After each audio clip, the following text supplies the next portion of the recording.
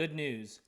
On August 13, 2025, OpenAI restored access to legacy models of ChatGPT, including 4o, 4.1, o3, o4-mini, and 4.5 to paid subscribers of ChatGPT. In this video, I will show you how to activate and access the legacy models of ChatGPT. First, you have to be a paid subscriber of ChatGPT.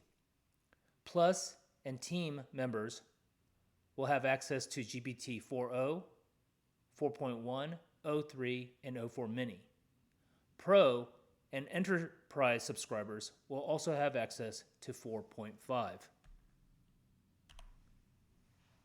To access the legacy models in ChatGPT, first you have to enable it, activate it under Settings, and then when you open up a chat, you then select the legacy model.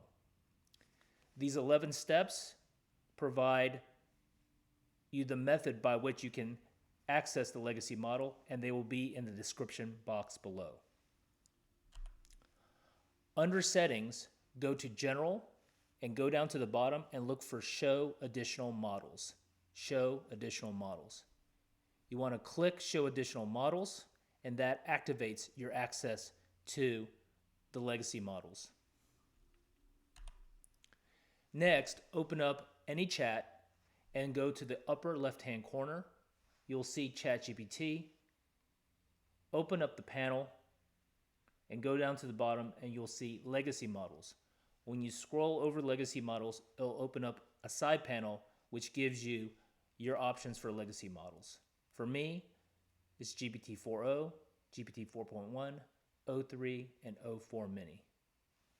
Again, the instructions on how to activate and access the legacy models will be provided in the description box below this video. The official sources will also be in the description box below, and I list the URLs from OpenAI which explain in detail which legacy models are available and which plans are eligible for the legacy model options.